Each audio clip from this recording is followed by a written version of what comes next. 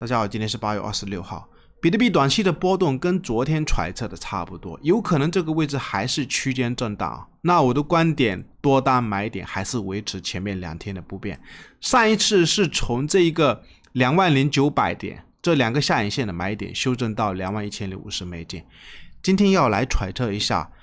时间窗口是面临变盘的节点，而且是晚上的全球央行年会。美联储鲍威尔到底会不会再放老鹰？比特币的阻力这个位置到底要怎么来波动，或者是整个大长线有可能这个位置真的就是一个底部，而且是发现月线的 MACD 指标跟历史上的几个底部位置非常的像啊。等下来跟大家探讨。在复盘之前可以订我们的 YouTube， 也可以用我们的邀请链接注册 BROK 返佣永久 20%， 或者是新的邮箱注册 Bybit 不用验证了，免验证啊。那么来看一下现在这个位置，我们可以观察一下上一波上涨的走势，这是一个上升的趋势，那现在是一个下跌的趋势。如果是下跌的趋势要延续，我们可以观察一下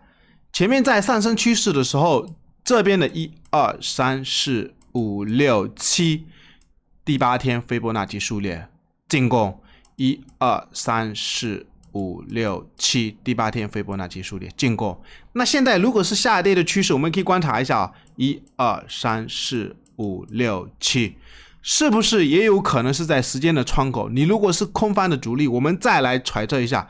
空方的主力你要变盘，整理了8天，空方的主力你要变盘，要赶快下去。但是在这个位置它现在是迟迟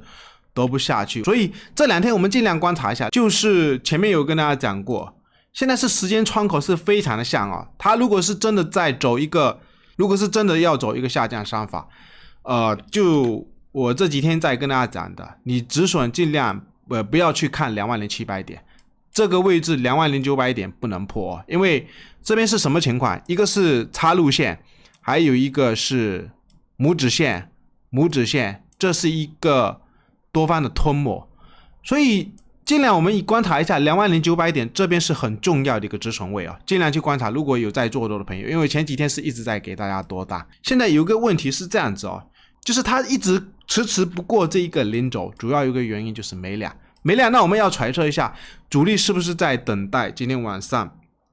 几个重要事件，一个是美国的 PCE 要公布哦，这一次到底会不会类似上次的美国的 PCI 从 9.1 转折到 8.5， 所以 PCE 今天晚上会不会转折8点半是很重要。但是还有一个事件就是全球的央行年会，美联储鲍威尔，我估计可能跟昨天的视频讲到的那一个高盛的预测有可能还是维持鹰派的观点，但是我们尽量观察一下今天晚上的一个报道，有可能在这个位置主力是不是在等待那个央行年会会不会顺势灌压一下，然后再拉升。因为盘中前面有几次也是这样子，我们可以观察一下，当时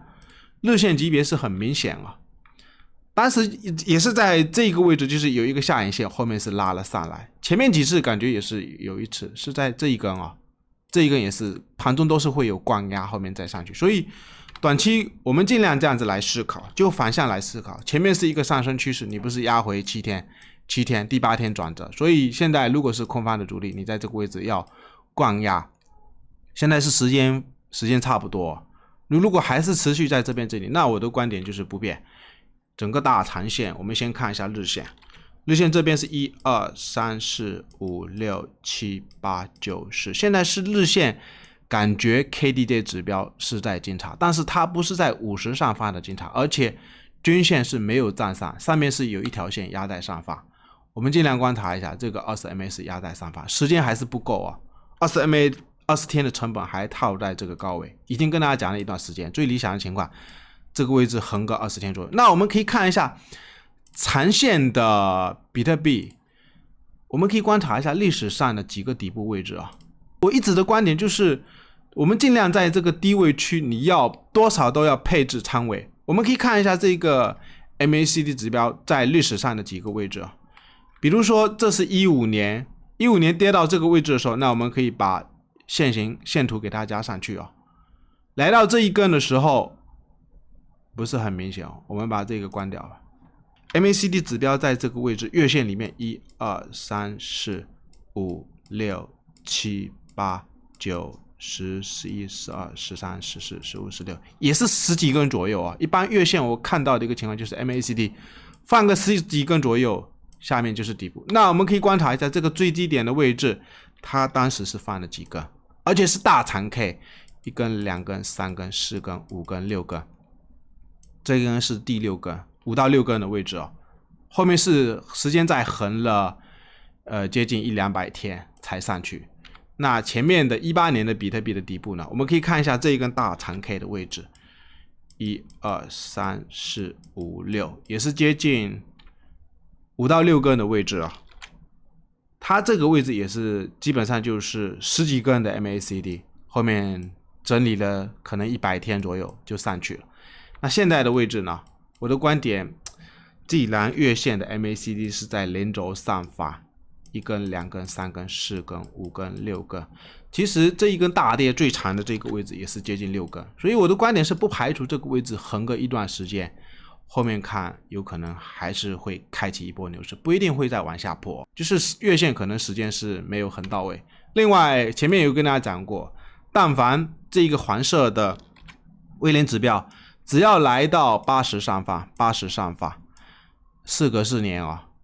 相信这个位置应该就是一个底部啊。反正我的思路就是这样子嘛，指标已经很明显的告诉我们了，那我的观点是尽量有些仓位尽量给我拿住吧。至于短线，如果还要再操作的朋友，我们再观察一下这个 MACD 指标，主要就是4个小时它，所以今天晚上尽量观察一下它到底会不会放量，而且现在是4个小时的 KDJ 指标，它是在50上方。主要就是上方还有几组长期组的均线是没有走好，所以不排除这个位置万一是有突破，我跟大家讲，你要再观察一下，会不会在这个位置横在60MA 附近，会不会把这个线给它横下来？因为今天是已经来到这个位置啊，还有3到4天，4个小时的60MA 也将来到这个低位区，那就尽量观察一下。如果要操作布林线，昨天是有讲到，现在是4个小时的布林线。它是有一点类似横向的结构，那我们尽量去观察一下，出上轨的位置是不能追，有可能甚至是空点，如果是测下轨的位置，有可能就是多点。所以今天晚上尽量去留意一下，比特币在这个位置阻力会不会顺势压一下下轨，然后能不能再拉上去。当然短线如果要拉上去，我们要留意的一个重点啊，尽量看这个币安的，它如果是要出上轨的位置，你看有没有量，如果是像这种量不是很明显的位置，有可能出上轨的位置就是空点。但是如果大量如果是非常的大哦，像盖过前面的这些量，那你要去观察，有可能它是要往上去突破前面的这2根的压力区，我们尽量观察一下。如果是真的往上去突破，这个位置是不是要开口？当然也不排除它如果是空方的阻力，就像我刚刚跟大家讲的，现在是时间窗口7天了，7天你如果空方的主力要顺势打压，应该要赶快灌下去。反正我的观点就是20900点是很重要的一个止损位。最后还是一样，可以订我们的 YouTube。